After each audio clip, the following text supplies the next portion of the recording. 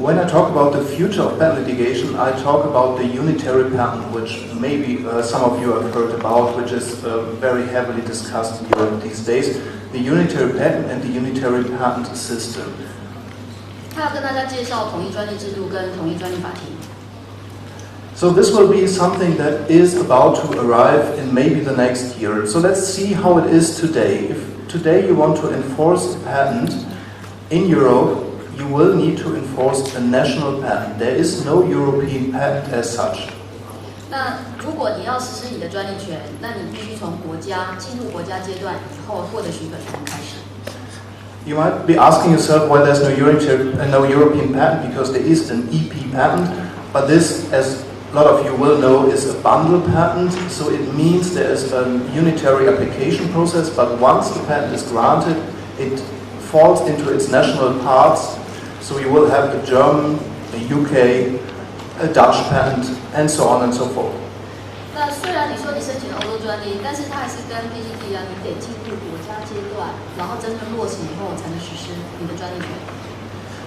There have been attempts to actually overcome this nationality, to actually unify in the European spirit also the patent system for a long time, since the 70s actually. Sorry.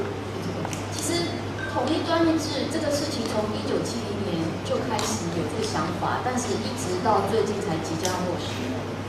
But it's taken a long time to finally arrive, and now it's almost on the verge of being there. So it's a unitary patent that we are talking about, one patent that will cover the entire European Union, similar to your US patent or a Chinese patent, which covers all of China and all of the US.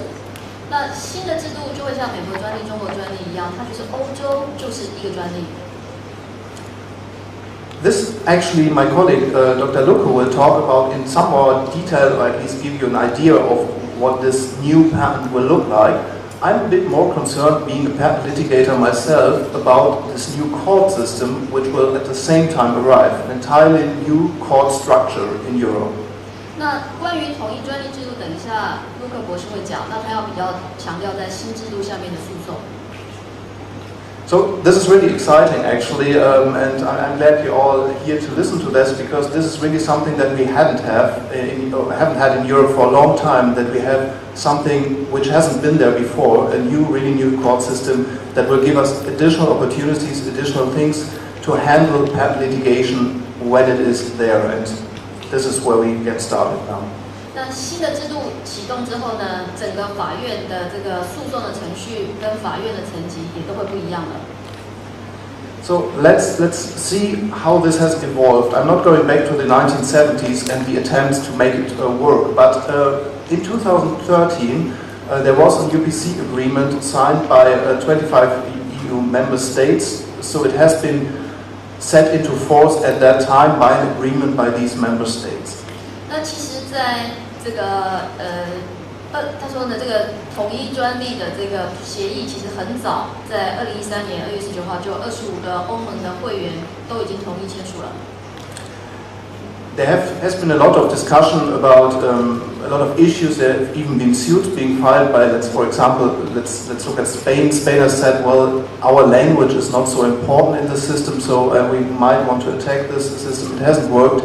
So all of this has been overcome in the last years. So now we actually have this agreement, which is not challenged anymore. It will come into force, and this is already pointing towards the right side, as you see it, 2016 or 2017. It says on the slides it's actually April 2017, most likely, that it will be there and in force. 其实每一年我们都听到这个统一专利制要实施了，但是他们觉得2017年是最有可能的，因为过去可能因为西班牙、波兰啊这些，他们觉得他们的语言、他们的这个不受重视，不在他们官方语言，有很多的争议，但这些问题全解决了。Why isn't it enforced yet? Well, it's an international treaty, and as such, it needs to be ratified. So the national parliaments still need to say yes, and we are in the process of obtaining 13 member states, which is the minimum requirement to actually make it start.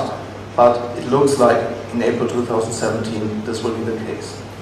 那我们知道说，国际公约要有一定的会员成员签署才算，所以呢，他们要求要有13个会员国签署才会生效，其中3个重要国家跟10个其他小国家，那3个重要国家当然就是德国、英国、法国。